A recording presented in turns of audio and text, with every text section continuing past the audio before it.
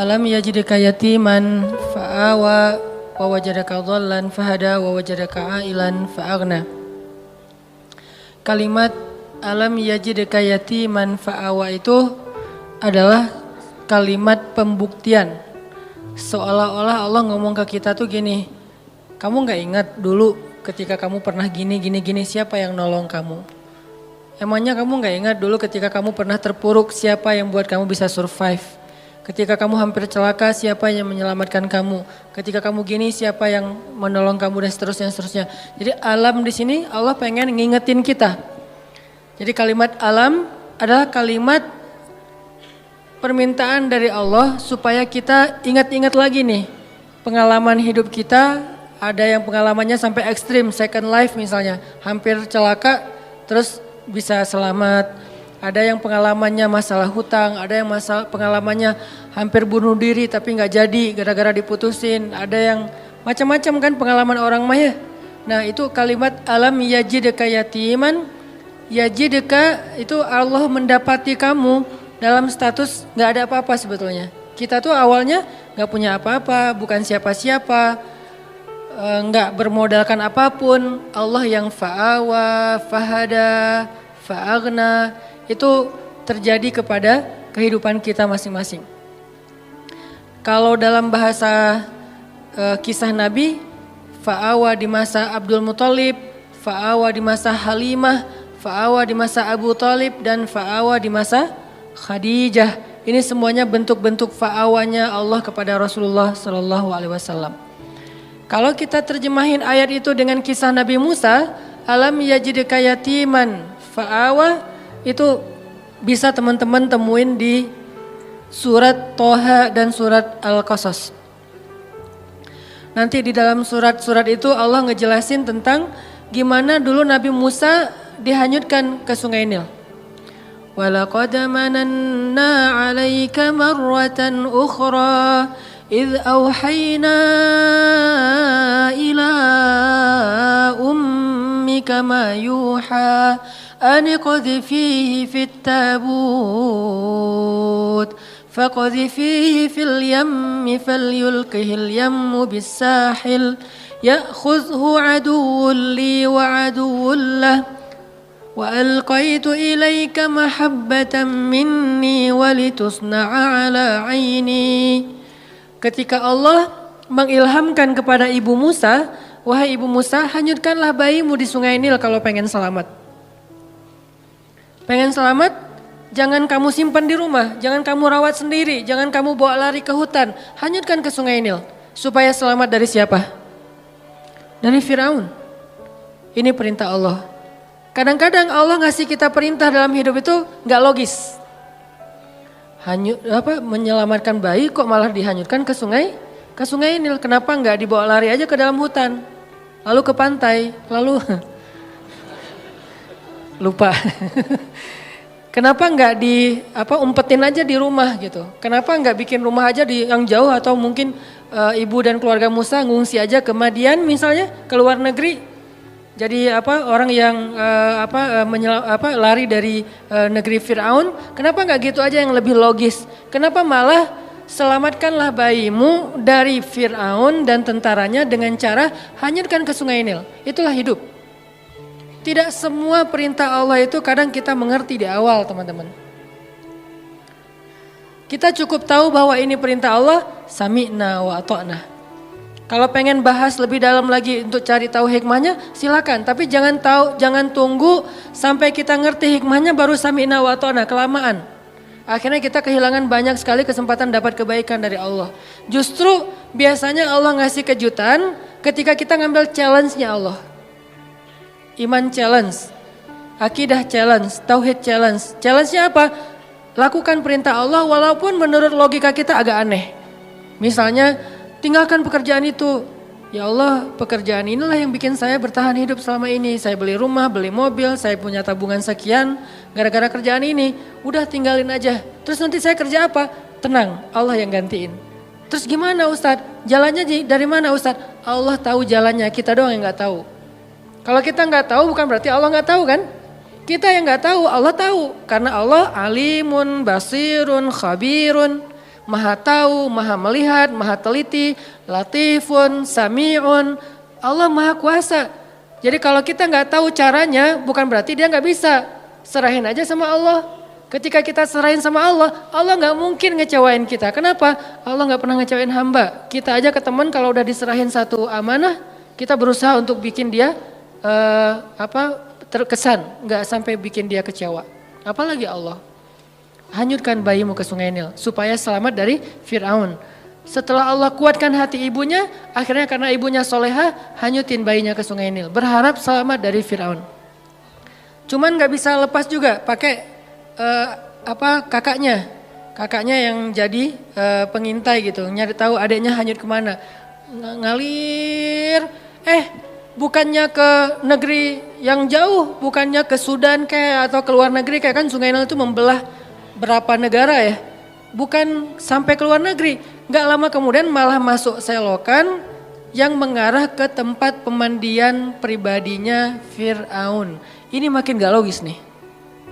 Luar biasa cara Allah tuh. Allah luar biasa cara membuat skenarionya tuh keren banget. Masuk ke selokan itu, kakaknya Musa makin khawatir gimana dengan adik. Dia masuk ke selokan itu, langsung dilaporin ke ibunya. Di surat Al-Qasas dikisahkan ketika ibunya tahu Musa hanyutnya ke dalam selokan yang mengarah ke pemandian khusus Fir'aun, hampir copot jantung ibu Musa. Hampir copot jantung ibu Musa. Kenapa? Bisa dipastikan bayi ini akan ditemukan oleh para dayang-dayang Firaun dan kalau ketahuan Firaun pasti akan dibunuh. Ini ujian luar biasa. Tapi ini challenge-nya justru di situ. Ketika kita berhijrah, ketika kita ngikutin cara Allah, awalnya terlihat, ya Allah kok gini ya? Kok jadi gini ya? Kok malah masuk ke selokan ini ya? Kan gitu ya, ada kejutan-kejutan kecil gitu awal-awal kita berhijrah. Baru aja kita halalin putusin, akhirnya putusin, dia langsung jadian sama orang lain, kan itu berat banget ya. Dia kayak mudah banget gitu move on dari kita. Padahal kita mutusin itu cuman gertak doang biar dia mau halal gitu. Siapa yang takut kata dia, akhirnya jadian sama orang lain, itu tuh berat banget. Saya tahu rasanya, Jadi masuk ke selokan itu, udah gitu ke sungai kecil. Ditemuin sama dayang-dayang Firaun dikasih kepada istri Firaun. Qadarullahnya Allah udah kasih persiapan bahwa istri Firaun belum punya anak. Sehingga ketika dibuka tuh tabut, keranjang yang ada bayi Musa, dibuka dilihat oleh istri Firaun. Allah bilang di surat Toha, wa alqaitu ilaika mahabbatan minni. Aku masukkan untukmu cinta dariku. Maksudnya apa? Tiba-tiba istri Firaun jatuh hati kepada bayi Musa. Siapa yang bikin dia jatuh hati? Allah. Sebagaimana Halimatus Sa'diyah jatuh hati kepada bayi Muhammad untuk menyusuinya secara gratis, begitulah istri Firaun jatuh hati kepada bayi Musa dan mau mengangkatnya sebagai anak tanpa bertanya siapa dan dari mana asal usulnya. Wa alqaitu ilaika mahabbatan minni. Gini cara Allah nolong hambanya. Fa'awanya tuh Allah datangkan orang yang mencintai kita. Tiba-tiba ada aja yang anggap kita kayak keluarga barunya. Pernah kan kita merantau, tiba-tiba di perantauan kita nggak kenal siapa-siapa, dapat keluarga yang sebetulnya dia nggak kenal dengan kita, dia nggak tahu background kita, basic kita, dari mana asalnya. Pokoknya dia tiba-tiba kayak sayang aja gitu sama kita. Saya di Mesir juga gitu, tiba-tiba ada aja orang Mesir yang sayang sama saya sehingga dianggap kayak anak angkatnya. Kamu kalau butuh apa-apa bilang ya, kamu kalau butuh apa-apa bilang. Setiap awal bulan, dan beliau siapa? Profesor lah gitu, dosen Al-Azhar. Kan banyak banget kemudahan gara-gara ada dosen, profesor, senior, kayak Allah jadikan tertarik kepada saya, senang. Kamu kalau butuh apa-apa bilang ya. Terus pas awal bulan dapat gaji langsung datengin, nak kamu udah beli buku? Belum, kasih aja. Udah sih cuman kayak kurang aja gitu kan ya. Belum, oh ini beli buku, kasih beli buku. Terus kalau dia lagi panen, di Mesir itu namanya adas. Adas itu kayak kacang hijau kita tapi warnanya oranye. Jadi fungsinya kayak kacang hijau menghangatkan tubuh, bagus, biji-bijian. Kalau lagi panen adas, dia langsung bawa beberapa karung ke rumah tuh. Nih adas buat kalian, panen anggur, panen apa, segala macam buah-buahan di kebun dia tuh dibawa ke rumah kita. Kenapa? Wa alqaitu ilaika mahabbatan minni. Allah yang bikin dia jatuh hati kepada orang ini. Sehingga akhirnya istri Firaun langsung jatuh hati kepada bayi Musa. Firaun enggak, Karena Allah sudah mengunci hatinya. Bukan karena Allah mengunci hatinya, belum sih. Karena hatinya keras, maaf salah. Jangan disensor. Karena hatinya keras. Karena Allah gak akan mengunci hati seseorang sebelum Allah utus Nabi kan. Karena hatinya keras, jadi dia gak akan bisa disentuh dengan cinta. Firaun tetap marah kepada Musa yang masih bayi. Ini pasti nih anak Bani Israel yang dibuang supaya nggak terbunuh nih. Gua bunuh nih sekarang. Jangan-jangan kata istrinya Firaun, dan dia ngebujuk suaminya dengan manja gitu. Gak pakai cantik sih, manja doang gitu. Akhirnya Firaun gak jadi ngebunuh Musa. Selamat Musa di satu adegan. Udah gitu gak lama kemudian Musa lapar. Musa kehausan. Wa wajadaka ailan fa'agna. Gimana caranya keluarga Firaun bikin audisi. Siapa yang bisa menyusui bayi Musa dikasih dinar, dirham, emas, perak. Dikasih tempat kedudukan yang tinggi di dalam istana. Punya gelar ningrat. Dikasih rumah di dalam istana yang sangat bagus. Dari sekian banyak perempuan-perempuan yang ingin menyusui Musa, semua ditolak sama Musa. Karena kenapa? Allah mengilhamkan kayak gitu kepada bayi ini. Padahal kan sebetulnya kalau bayi polos biasa aja asal ada yang nyusuin kan dia nyusu ya. Tapi Allah mentakdirkan Musa gak boleh nyusuin ke ini. Di antara sekian yang banyak audisi, yang terakhir justru yang diterima. Kenapa? Allah yang nentuin. Jadi gak masalah, ada yang datang pertama sebelum kita bawa alfat, bayarin aja. Kalau Allah gak mengikat hatinya, pasti ditolak. Walaupun modalnya, uang, apa segala macam. Enggak, tenang. Abu Bakar datang ngelamar Fatimah, ditolak sama Nabi. Kurang apa coba Abu Bakar?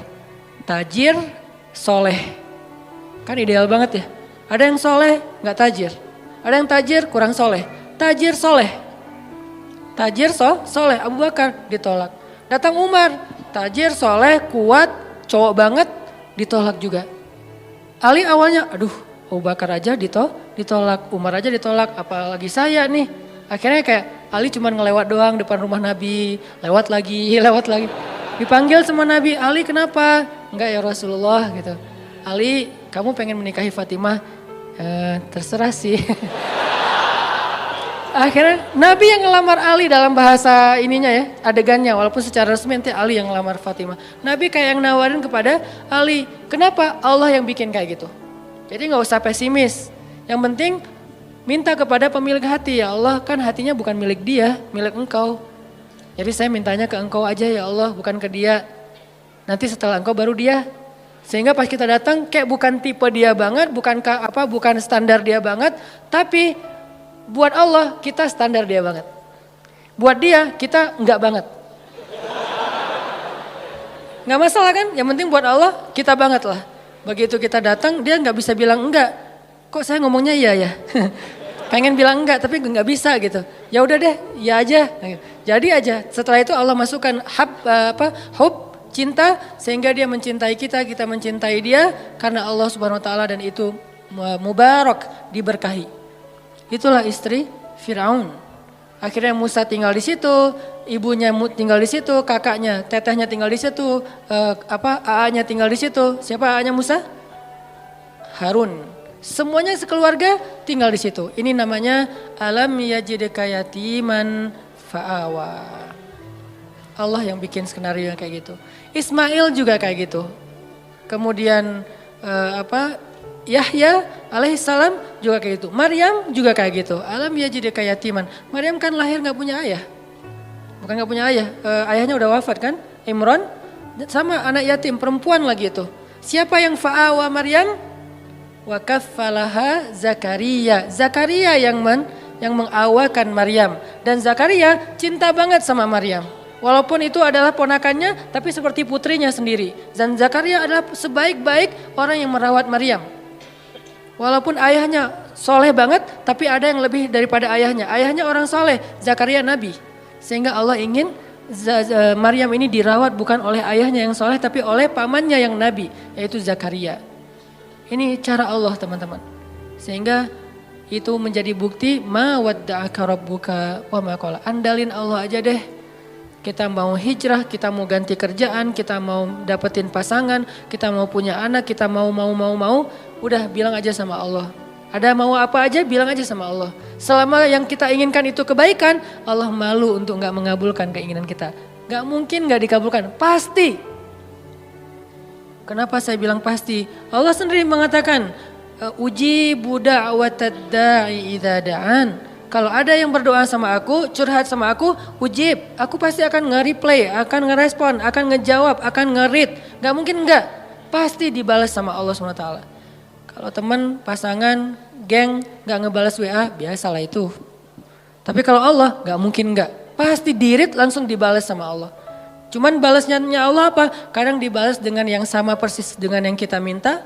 Kadang dibalas dengan yang lebih baik dari yang kita minta. Yang enggak dikasih yang sebaliknya yang buruk dari yang kita minta. Enggak mungkin. Kalau enggak sama lebih baik. Antara dua itu.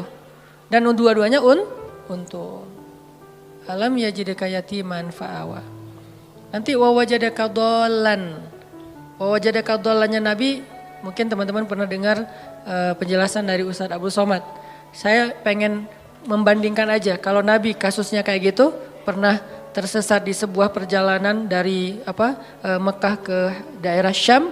Kemudian Allah tunjukkan jalan supaya sampai ke kota yang dituju. Nah kalau Nabi Musa pernah juga tuh. Kapan? Pas Nabi Musa gak sengaja ngebunuh orang Mesir. Orang Mesir berantem sama orang Bani Israel.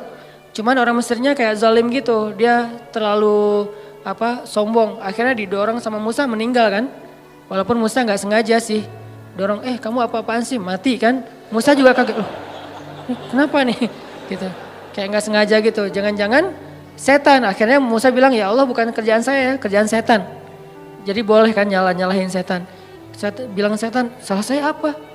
Ya salah kamu setan gitu. Akhirnya meninggal, Musa lari karena dia membunuh orang Egyptian, orang Kipti. Lari kemana? Gak tahu kemana.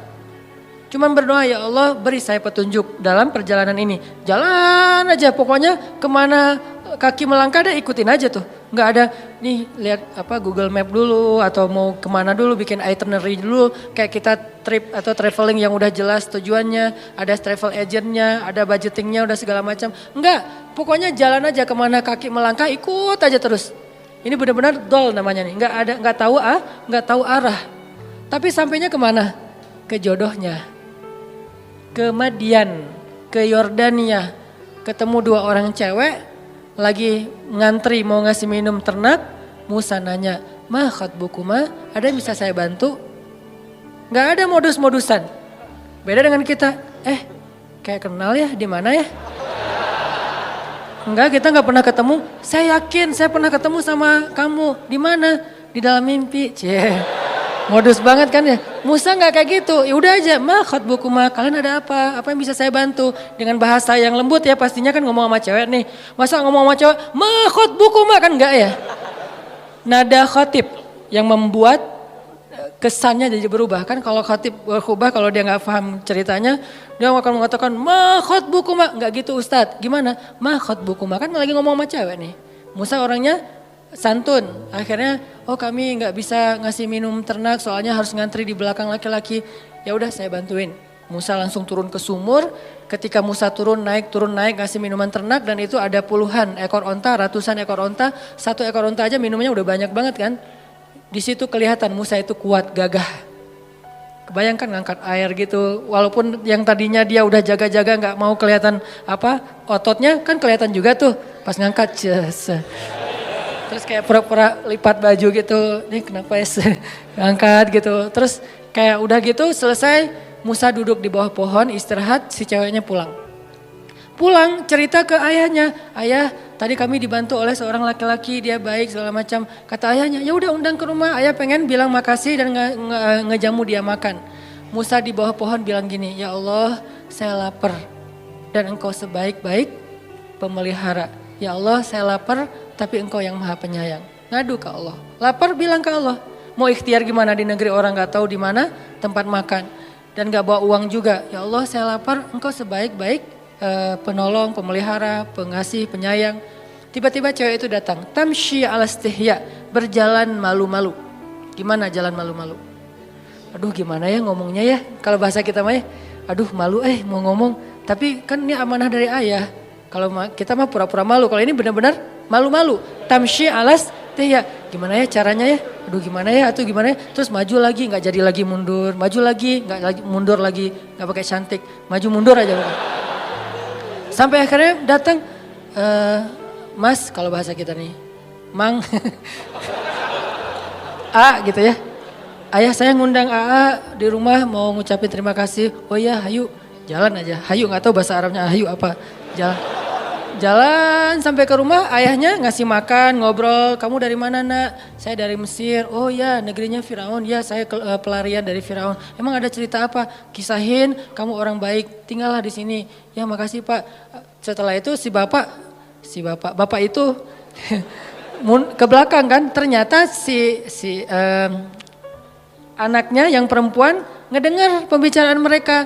Lalu ayahnya nanya, nak, laki-laki itu, enggak, bukan ayahnya, nak, si ceweknya yang ngomong, ayah, kan ayah nggak punya pekerja yang bisa mengurus ternak, pekerjakan dia di rumah kita karena dia kawiyun amin, laki-laki yang kuat dan baik, amanah, baik.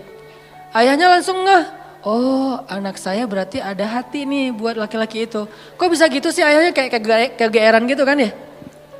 Karena si cewek ini nggak pernah komen tentang cowok sama sekali dalam hidupnya. Sekali-kali dia komen cowok berarti ada sesuatu nih. Kalau sekarang udah nggak lagi kebaca sama ayahnya karena kita udah biasa komen. Kamu lucu deh, kamu apa. Jadi kayak sering komen jadinya biasa aja kan. Karena dia nggak pernah komen tentang cowok. Sekali-kalinya ada postingan cowok dia komen, itu sesuatu banget kan. Sekali-kalinya ada postingan cowok dia nge-like, sesuatu banget. Karena nggak pernah dia kayak gitu. Kalau kita periksa di list kontak handphonenya itu nggak ada nama laki-laki itu. Cewek semuanya terjaga banget. Sehingga sekali-kali dia bilang, ayah pekerjakan dia di rumah karena dia laki-laki yang baik dan kuat. Ayahnya langsung nangkep, oh anak saya berarti tenang dengan laki-laki itu. Musa, maukah kamu menikahi putriku? Dengan mahar sekian. Musa mengiyakan, menikahlah mereka. Alam yajidka yatiman fa'awa, dikasih keluarga baru di Madian. Sebagaimana saya dikasih keluarga angkat dulu ketika di Mesir. Dan kemudian di Bandung. Kemudian seterusnya Allah mudahin. Alam yajidka yatiman fa'awa. Saya seorang perantau. Walaupun saya ngerasa kayaknya Bandung ini adalah akhir dari perjalanan saya. Udah gak mau pindah lagi ya. Pokoknya udah love banget lah dengan kota Bandung ya. Hashtag.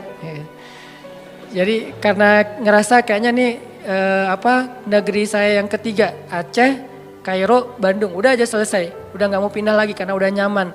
Tapi saya ngerasa dulu ke Kairo sendiri, kemudian ke Bandung nggak kenal siapa-siapa, selalu kasusnya alam yajidka yatiman fa'awa, yatiman fa'awa, yatiman fa'awa, itu berulang kali loh teman-teman. Pasti teman-teman juga ngalamin. Itu bukti ma wadda'aka rabbuka wa ma qala. Apalagi nanti kalau ngomong Ibrahim, pas beliau diusir oleh ayahnya dari Irak ke Palestina. Bukankah itu juga terlunta-lunta, terkantung-kantung, dolan, agna, wajadaka ail. Jadi udah yatim, dol, ail. Udah gak punya siapa-siapa, bingung juga mau kemana, lapar gak punya apa-apa. Tapi kemudian fa'awa, fahada, fa'agna. Sehingga Ibrahim yang tadinya seorang dalam keadaan yang tidak tahu apa-apa datang ke Palestina. Sampai di Palestina Ibrahim menjadi orang paling kaya di Palestina. Apa ukuran kekayaan Ibrahim di Palestina? Ukuran kekayaan Ibrahim di Palestina, setiap malam Ibrahim menyembelih 100 ekor onta untuk para tamu. 100 ekor onta. Satu ekor onta harganya sebutlah 50 juta kali 100. Satu malam dia ngeluarin uang 5 miliar ya? 5 miliar benar? 5 miliar setiap hari loh teman-teman. Ada gak di antara kita yang ngeluarin uang 5 miliar setiap hari buat tamu? Sehingga bisa dibilang Ibrahim itu bapak perhotelan dalam sejarah manusia. Dia yang pertama bikin konsep hotel. Hotel gratis tapi. Buat siapa? Visitornya siapa? Orang-orang yang mau berziarah ke Masjid Aqsa. Ibrahim yang menjamu mereka, ngasih hotel dengan kualitas bintang 5, terus juga buffetnya itu udah free flow, setiap saat mereka bisa makan, dan satu hari minimal 100 ekor onta. Itulah kekayaan Ibrahim. Dan itu berarti Ibrahim menjamu sekian ribu tamu setiap hari, dan ini manajemennya gak gampang loh. pasti ada suppliernya, pasti memberdayakan bisnis-bisnis lokalnya. Jadi Ibrahim itu benar-benar bisa memberdayakan warga Palestina, semuanya jadi sejahtera dengan kerjaan perhotelannya di Masjidil Aqsa. Gratis semuanya, Ibrahim yang bayarin. Sekaya itu Ibrahim teman-teman. Padahal datangnya gak punya apa-apa. Fa'aghna, Allah yang mengkayakan Ibrahim. Semua cerita para anbiya itu sebetulnya bisa dikaitkan dengan alam yajidka yatiman fa'awa wa wajadaka dhallan fahada wa wajadaka ailan fa'aghna. Apalagi Adam, lebih yatim lagi kan? Jatuh dari langit, gak punya siapa-siapa. Satu-satunya yang dia punya itu juga gak tahu di mana. Kekasihnya Hawa. Bagaimana caranya? Allah yang menunjukkan mereka sehingga ketemu. Setelah sekian tahun mencari, akhirnya ketemu juga. Nah ini artinya teman-teman, ma wadda'aka rabbuka wa ma qala.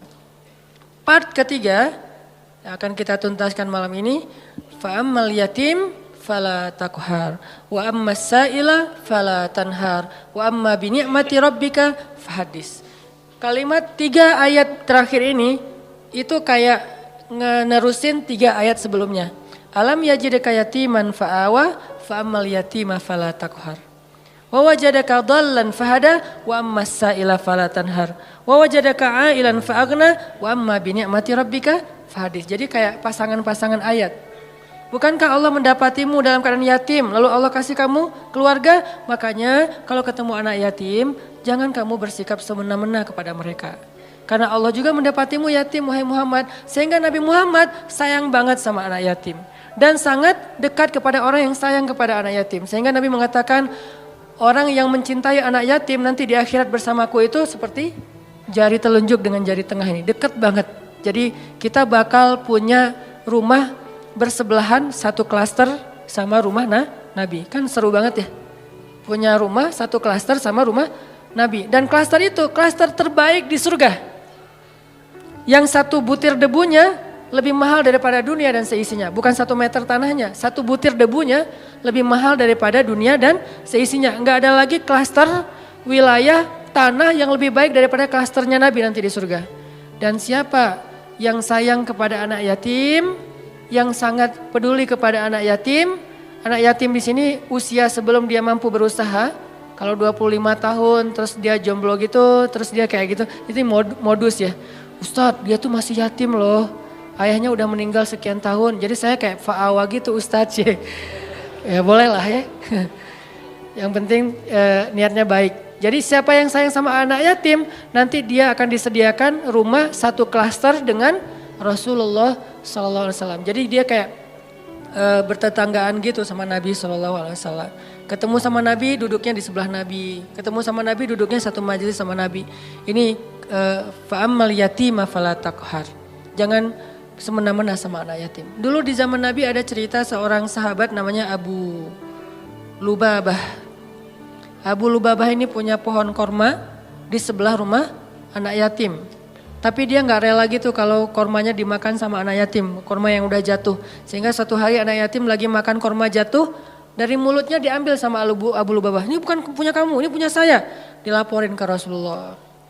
Terus Rasulullah nawarin, ya Abu Lubabah, kamu mau gak punya kebun di surga yang pohon kormanya kamu berjalan di bawah naungannya 100 tahun belum keluar dari dahannya. Saking gedenya pohon korma di surga. Mau gak kayak gitu Abu Lubabah? Mau ya Rasul, caranya gimana? Wakafkanlah pohon kormamu untuk anak yatim. Gimana ya Rasul, itu pohon korma kesayangan saya banget.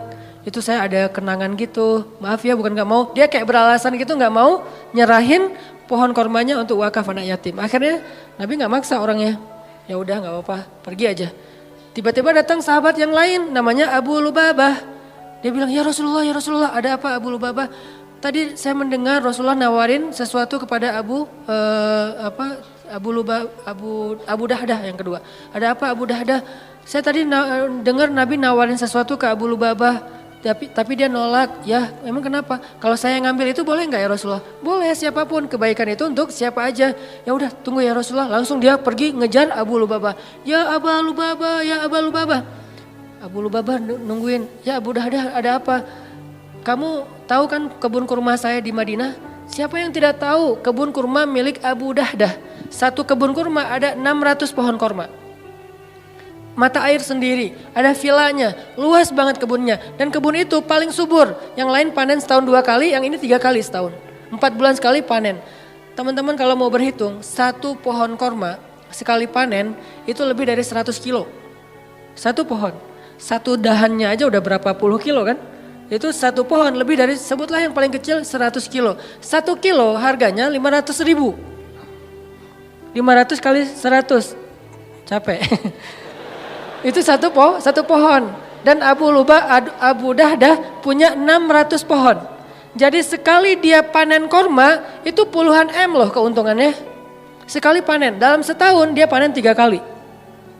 Ratusan M dalam setahun. Kata Abu Dahdah, wahai Abu Lubabah, kamu tahu kan kebun kurma saya? Tahu, siapa yang gak tahu kebun kurma Abu Dahdah terkenal di Madinah. Mau gak kita barter? Kamu kasih pohon kurma kamu yang di pojok rumah anak yatim ke saya kasih kebun saya ke kamu. Bukan pohon, kebun. Kata Abu Lubabah, yang benar, kamu gak lucu deh ininya, candanya. Nah ini mah dialog dari saya. Terus kata Abu Dahdah, saya serius, beneran. Ya udah, ayo, langsung transaksi, jadi deal. Mereka kemudian pergi ke rumah anak yatim. Wahai anak yatim, kata Abu Dahdah, mulai sekarang pohon ini Bapak wakafin buat kalian. Makanlah sesuka kalian dari korma yang ada di pohon ini. Kemudian gak lama kemudian dia ngajak Abu Lubabah ke kebunnya. Istrinya lagi bersih-bersih gitu. Kata Abu Dahdah, wahai istriku keluarlah. Ini sekarang bukan kebun kita lagi, sudah aku jual. Istrinya kaget, kamu jual ke siapa wahai Abu Dahdah? Kamu untung gak? Kata suaminya, untung banget. Ke siapa sih kamu jualnya? Ke Allah. Kata istrinya, itu baru untung, itu baru perniagaan yang besar, itu baru hebat. Istrinya ini soleha banget. Coba kalau kita ngomong gitu ke pasangan kita, kira-kira digapain? Didoain ya, semoga kamu cepat. Ini istri yang soleha, ini buat cewek-cewek ya. Kadang-kadang suami itu kalau lagi semangat, kadang-kadang kan suka nggak mikir ya, kasih aja. Nah kalau dia lagi gitu, tapi tetap ada batasannya juga. Cuman dengan kualitas iman Abu Dahdah dan istrinya itu emang luar biasa, inspiring banget. Istrinya malah bahagia. Ya saya udah keluar. Wah, sekarang jadi milik siapa? Abu Lubabah. Silakan Abu Lubabah. Mereka pergi meninggalkan kebun itu sama sekali nggak nyesal. Cerita ini didengar oleh Rasulullah SAW dan Nabi mengatakan, duh betapa luasnya kebun Abu Dahdah di dalam surga. Aku melihat kebun Abu Dahdah itu mudhamatan, lebat sekali, warnanya hijau tua di dalam surga. Ini makna dari fa'ammal yatima fala taqhar. Sebegitu besarnya penghargaan Allah kepada orang yang menyantuni anak yatim. Terus angle yang kedua adalah al jaza min jinsil amal. Balasan itu sesuai dengan jenis amal. Jadi kalau dia pengen dapat fa'awa, alam yajidka yatiman fa'awa, pengen dapat itu, maka caranya fa'ammal yatima fala takhar. Siapa yang menyantuni anak yatim, Allah santuni. Siapa yang menaungi anak yatim, Allah naungi. Siapa yang meringankan hajat anak yatim, Allah ringankan hajatnya. Al jaza min jinsil amal, itu berlaku di surat Ad-Duha. Jadi itu bukan kaidah fikih akal-akalannya ulama, karena ulama ketika membuat sebuah rumusan fikih atau persepsi fikih itu berlandaskan pemahaman mereka terhadap ayat dan hadis kan. Ayatnya salah satunya fa'ammal yatim fala takhar. Hasilnya alam yajidka yatiman fa'awa. Wa ammas sa'il fala tanhar. Kalau ada orang yang nanya, karena ada dua tafsir nih. Ada yang bilang sa'il di sini orang yang meminta pertolongan, ada yang bilang sa'il di sini orang yang nanya jalan. Kalau ada yang nanya jalan ke kamu, lalu kamu menunjukkan jalannya, maka Allah juga akan wa wajadaka dhallan fahada. Makin sering kita ngebantu orang untuk menemukan jalan, makin sering kita dengerin curhat teman kita, makin sayang Allah untuk dengerin curhat kita. Maka sabarlah mendengar curhat temannya. Walaupun kadang-kadang emang capek sih, tapi sabarlah. Latihlah mendengar curhat teman sehingga kita jadi seorang suami yang mau mendengar curhat istri. Nanti ketika kita udah nikah, Neng mau cerita, apa? Kayak semangat gitu kan ya. Iya tadi ada cerita sama teman-teman gini-gini. Kita jadi pendengar yang baik, bukan langsung kita patahkan. Kenapa? Karena udah terbiasa di kos-kosan jadi tempat curhatnya teman-teman sekos-kosan. Sampai ibu kos juga curhatnya ke kita gitu. Iya itu yang kamar sebelah suka telat aja bayar kos-kosan. Ya bu, saya juga gitu ya bu. Kamu gak apa-apa soalnya kamu udah dengerin curhat gitu. Ya pokoknya jadi orang yang wa ammasaila fala tanhar. Jadi kalau ada orang yang nanya ke kita, minta pertolongan ke kita, kita berusaha untuk membantu dia, Allah juga akan berusaha membantu kita. Contohnya Nabi SAW. Nabi itu kalau ada yang minta tolong nggak pernah nolak. Kalau beliau nggak bisa nolong sendiri, beliau akan cari orang untuk nolong dia baru ditinggalin. Jadi nggak ada yang datang langsung Nabi, maaf ya nggak bisa. Mungkin kita nggak bisa gitu-gitu amat lah ya, tapi berusaha. Nggak semua kasus kita bisa ambil. Tapi ada satu dua yang kadang-kadang kita kayak berjuang banget. Ada banyak orang yang mengetuk pintu rumah kita, yang nelpon ke nomor kita, yang datang kepada kita minta tolong. Mungkin di antara sekian banyak, jangan semuanya ditolak. Harus ada satu dua yang kita ambil, entah kenapa pokoknya Allah yang pilihkan dia untuk kita. Terus kita coba tuntaskan hajat dia sampai selesai. Siapa yang meringankan hajat saudaranya di dunia, Allah ringankan hajat dia di dunia dan di akhirat. Balasannya bukan cuma di dunia, bahkan di akhirat. Sehingga ketika kita di akhirat nanti bingung di padang mahsyar itu kan perjalanan jauh banget ya. Kebayang gak sih dari sini ke Palestina itu jalan kaki? Kok Palestina Ustadz? Karena tempat berhisab itu adalah negeri Palestina. Ini salah satu keutamaan dari negeri Palestina itu adalah mim makanin qarib yang Allah sebutin di Al-Quran. Arti makanin qarib, tempat yang dekat itu adalah Palestina kata ulama tafsir. Sehingga nanti sidang Allah itu di padang mahsyar adanya di negeri Palestina. Negeri Palestina dari Indonesia jaraknya jauh padahal buminya masih segini. Sedangkan bumi mahsyar beribu-ribu kali lipat lebih besar daripada bumi ini. Berarti jaraknya ribuan kali lebih jauh daripada yang sekarang. Kita meninggal di Indonesia, dikuburin di Indonesia. Nanti ketika kita bangkit kita harus jalan ke Palestina. Palestinanya udah berapa ribu kali lipat lebih jauh dari yang sekarang. Jalan kaki teman-teman. Gak ada petunjuk sama sekali. Arahnya sudah berganti, kiblat atau timur barat udah berubah. Gimana cara kita menemukan spot hisab? Susah banget kan? Kalau enggak karena Allah, wa wajadaka dhallan fahada. Dulu di dunia kita sering nolongin orang, sering nunjukin arah ke orang lain, sering bantuin orang di jalan, sering bantu orang ketika kesusahan. Allah bantu nanti kita di akhirat. Sehingga tiba-tiba dikasih kendaraan, kita kayak kasih tumpangan buat teman, itu enggak ada yang kelewat sama catatan Allah. Kamu kan dulu pernah ngasih tumpangan ke teman kamu pulang taklim. Padahal kamu pulangnya ke Padalarang, dia ke Cilenyi, kamu anterin dia dulu. Akhirnya balik lagi ke tengah, gak sampai Padalarang, nginep di TSB. Gak kuat gitu ya. Tadinya nanyanya sih kayak serius gitu. Pulang kemana saya anterin. Oh boleh. Udah aja naik motor kemana Cilenyi. Ngomong dari tadi. Kan beda arah timur dan barat. Nah kamu pernah ngelakuin itu di dunia, nanti di akhirat tiba-tiba Allah yang ngasih kita tumpangan. Dan tumpangan dari Allah sebaik-baik tumpangan kendaraan cahaya. Sehingga dari Indonesia ke Palestina itu hanya sekejap mata saja.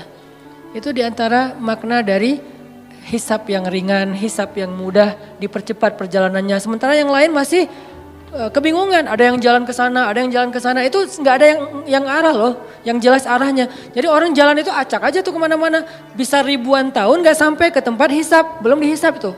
Untuk sampai ke sana aja ribuan tahun. Kok malaikat gak ngasih tahu sih kalau kita salah jalan? Karena kita di dunia juga gak pernah ngasih tahu orang kalau dia salah jalan, dibiarin aja. Malah ada yang sengaja nyesatin lah gitu.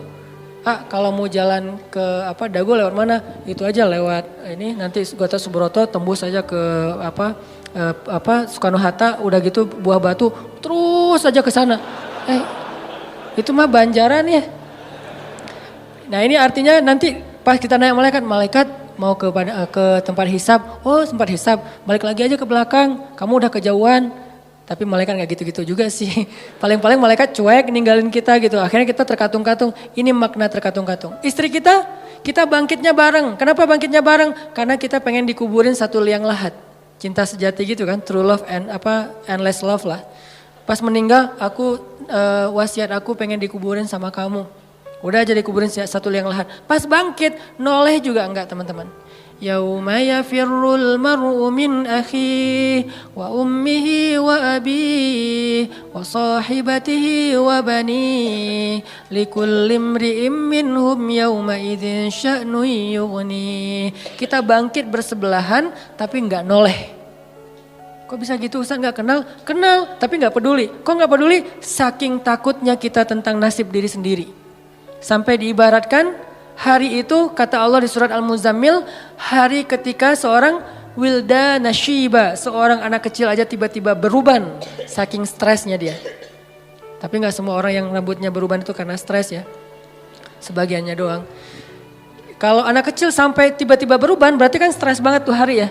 Kita nggak noleh ke pasangan kita. Terus kapan kita kenal dengan pasangan kita Ustadz? Nanti setelah edisi part ini udah lewat, nanti ada adegan kita udah mulai saling kenal, saling menyapa, bahkan saling menuntut, saling menjatuhkan, saling menolong. Itu ada adegannya nanti. Tapi di adegan pertama nggak, sama sekali nggak peduli.